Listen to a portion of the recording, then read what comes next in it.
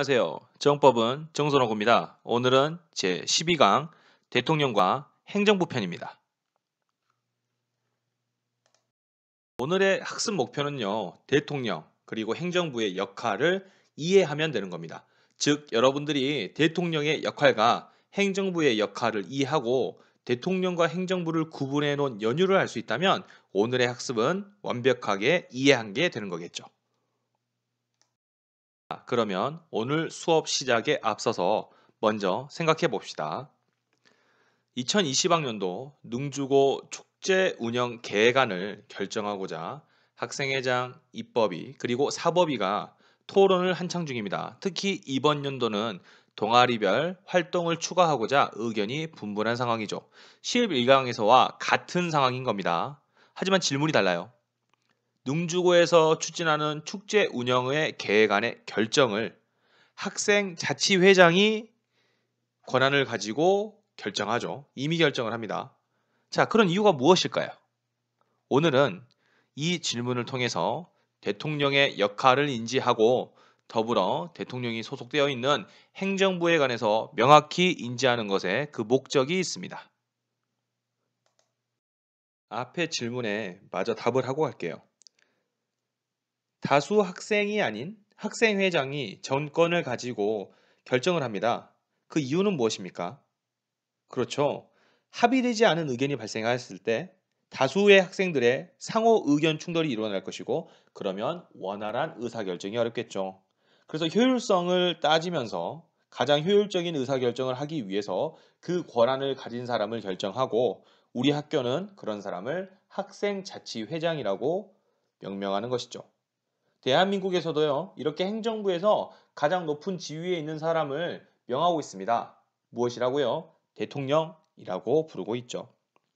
원래요, 전통적으로 행정권은 입법부가 제정한 법을 집행하는 권한으로만 정의되었었어요.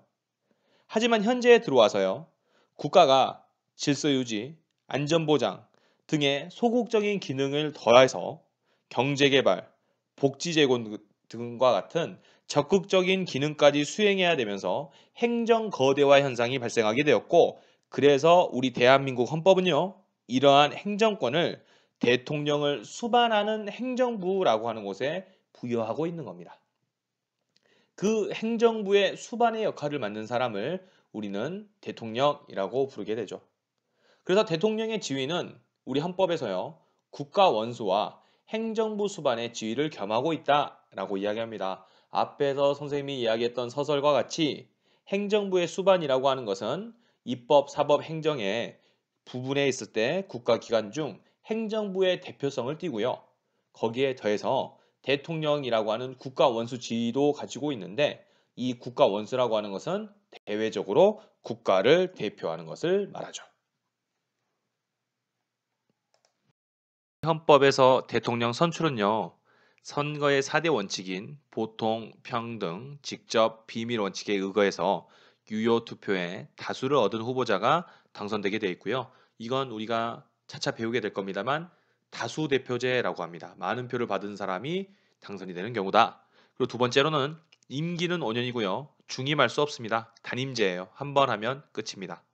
그래서 독재가 발생할 우려가 농후하다라고 평가를 받고 있고요. 만약에 후보자가 한 명 나왔습니다. 그럼 어떻게 할 겁니까? 그래서 이 관련된 사항도 우리 헌법에서는 전부 명시해 놨습니다. 그 유효 득표수가 선거권자 총수의 3분의 1 이상이 되었을 때만 당선되게 되어 있는데요. 그 이유는 이 당선자에게 민주적 정당성을 있는지 평가하는 기준으로서 선거권자 총수의 3분의 1이라고 명시해뒀기 때문입니다. 다음은 대통령의 헌법상 권한입니다. 권한은 타인에게 허용된 권력이란 뜻으로서 타인에게 힘을 발현할 수 있는 건데요. 앞에서 학습한 바와 같이 대통령의 지위는 국가 원수의 지위와 행정부 수반으로서의 지위를 가지게 됩니다. 국가를 대표하는 사람으로서 타인에게 힘을 사용할 수 있습니까? 그러면 그것은 국가 원수의 권한으로서 어떤 절차를 진행하는 것이고요. 행정부의 수반, 장으로서 어떤 권한을 보였습니까? 그러면 그거는 행정부 수반으로서의 권한을 가지고 있습니다. 근데 시험에서 이게 국가 원수의 지위냐, 행정부 수반이냐라고 묻는 경우는 없어요. 굉장히 이례적입니다. 그렇지만 이게 대통령의 권한으로서 어떤 의미를 가지고 있구나 정도는 우리가 구분해 놓으면 좋을 것 같습니다. 권한 가겠습니다. 대통령은 당연히 국가 원수죠. 그러니까 대외적으로요. 국가를 대표합니다.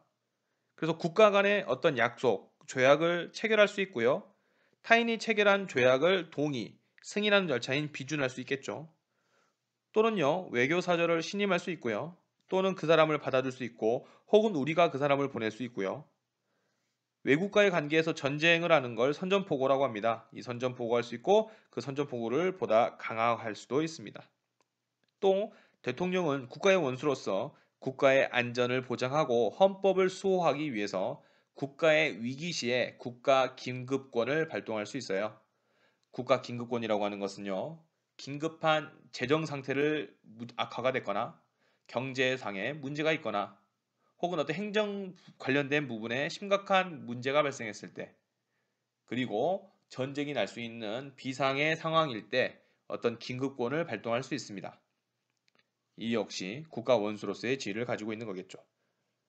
또요, 대통령은 국회에 출석해서 발언할 수 있고요. 문서를 통해서 의견을 표시할 수도 있습니다. 당연히 국회에 저항하고 권력 분립의 원칙에 의거해서 법률안 거부권을 행사할 수 있겠죠.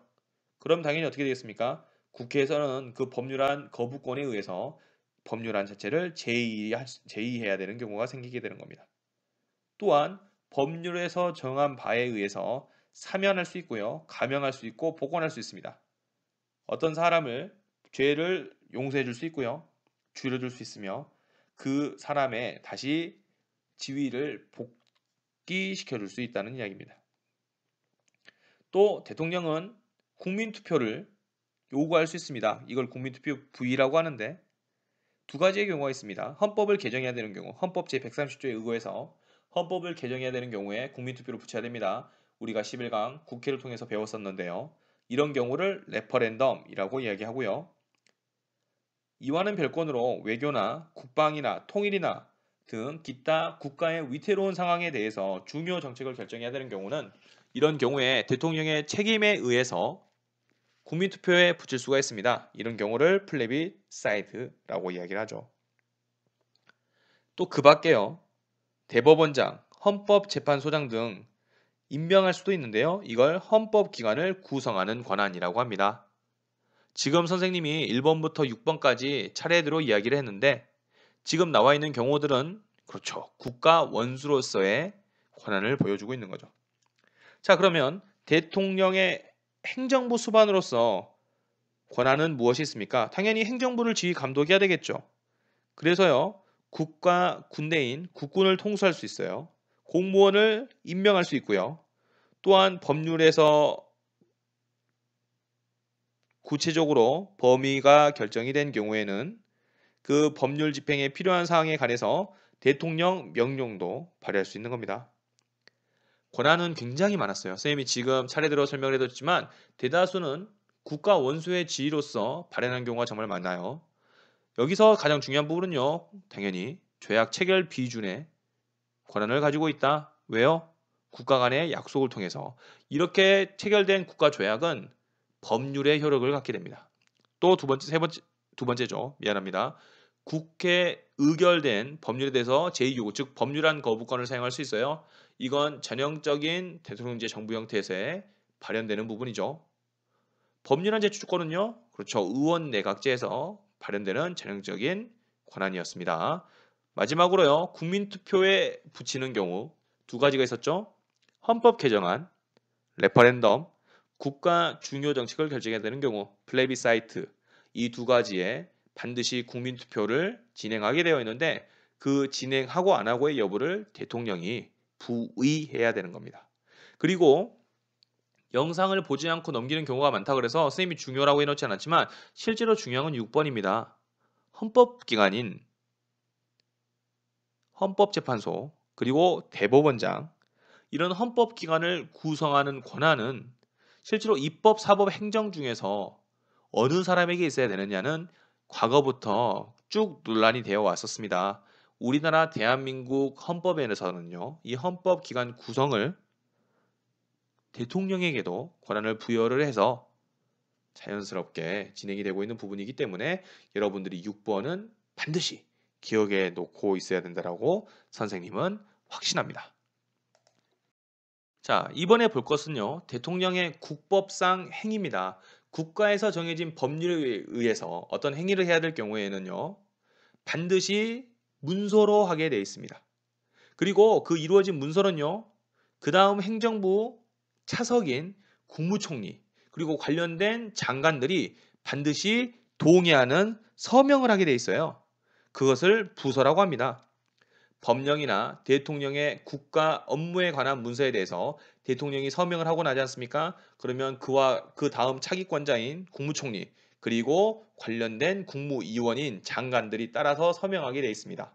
그렇게 해서 진행하게 되어 있다는 점, 전형적인 행정부 수반으로서의 권한임을 인지할 수 있어야 됩니다.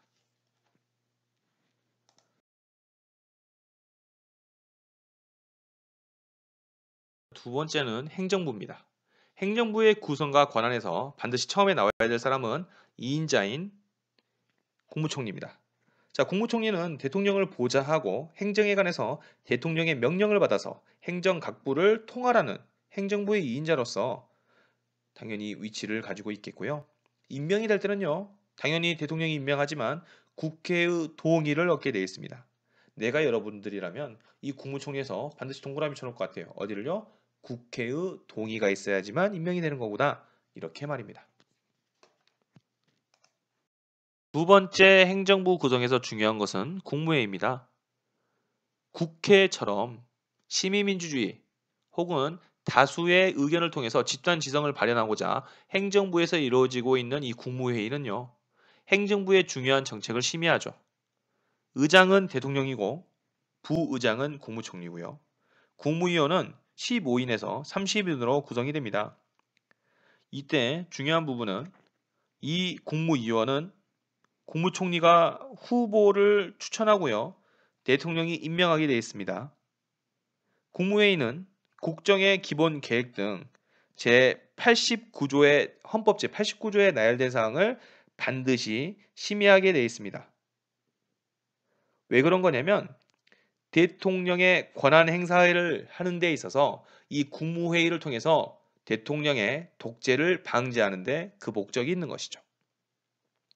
그렇다고 해서요, 이렇게 결정된 국무회의에 대한 내용을 대통령이 반드시 또 따라야 되는 것은 아닙니다.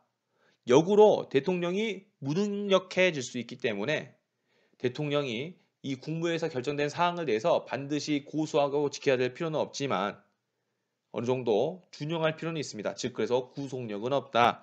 이런 표현을 사용하게 되는 것이죠. 두 번째는 행정각부입니다.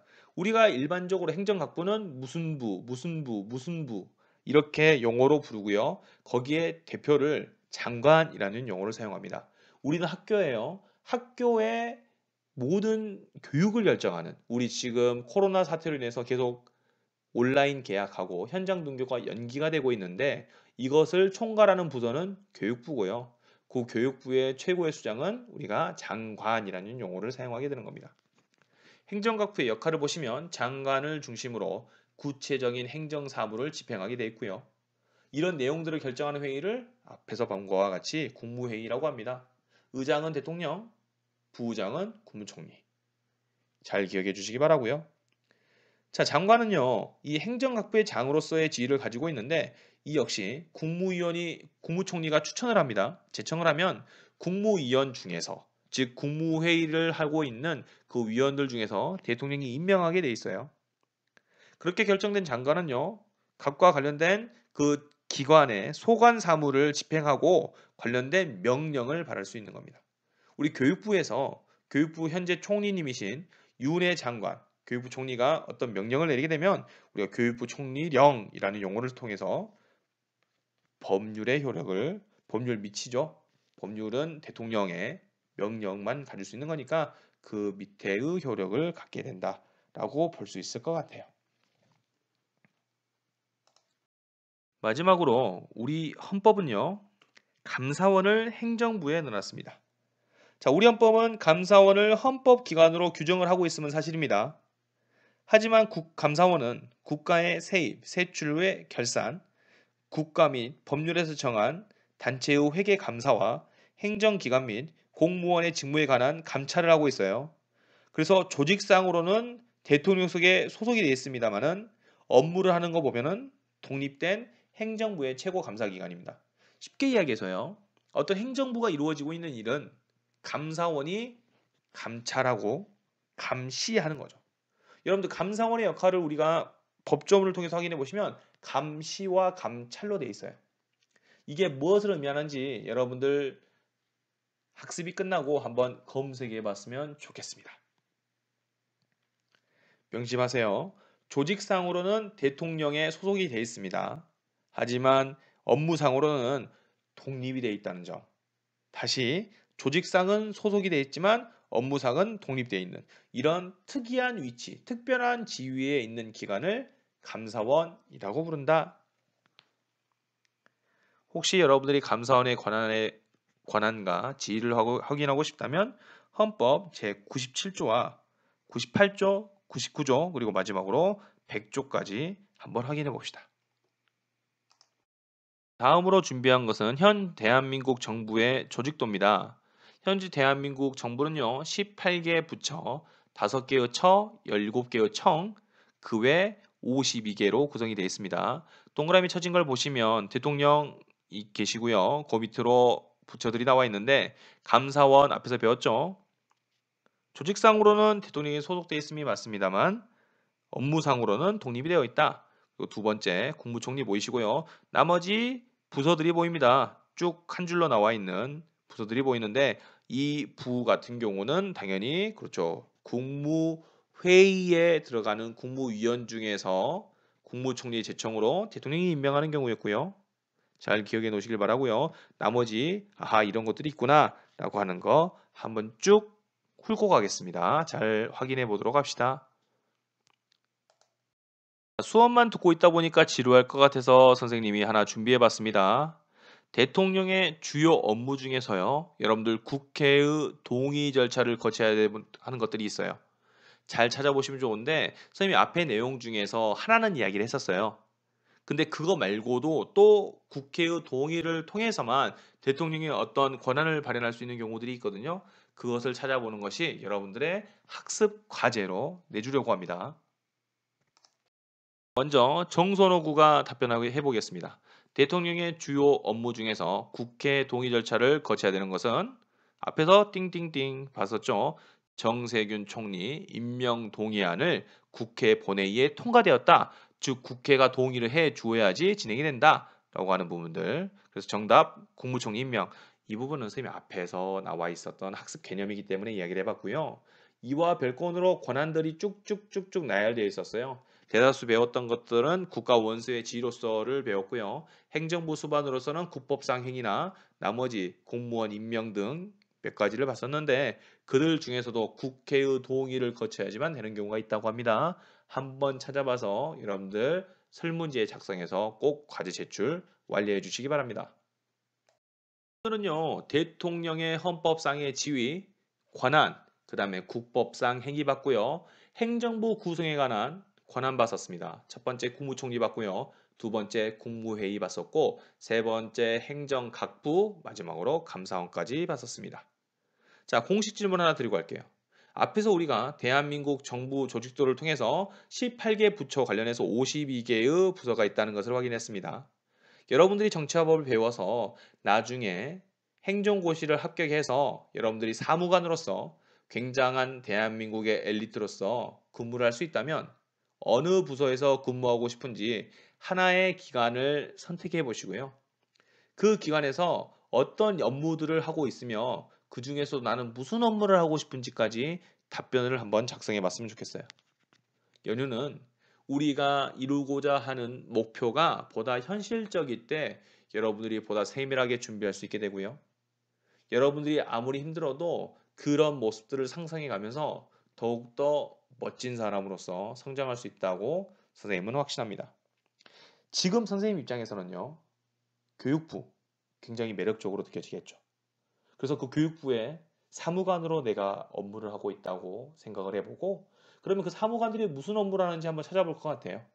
당연히 인터넷에서 그 관련 부처를 검색하면 나오겠죠. 그들 중에서 어떤 업무를 하고 나는 그 중에서 무엇을 하고 싶은지 한번 찾아보는 거. 보다 내 꿈에 한 발짝 더 나가보기를 여러분들에게 진솔하게 부탁드리고 싶어서 준비해봤어요.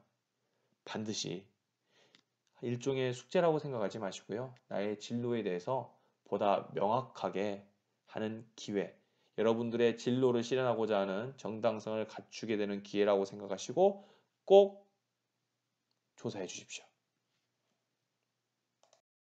지금까지 우리가 학습했던 내용, 대통령과 행정부였고요. 여기는요. 진로 연계 희망 과목을 골라드는 재미가 있는 학생 중심 학교혁신 전남학순 능주고등학교였습니다. 다음 시간에는요. 법원과 헌법재판소 학습할게요. 고생했습니다. 오늘 또 행복한 하루 되세요. 빠염.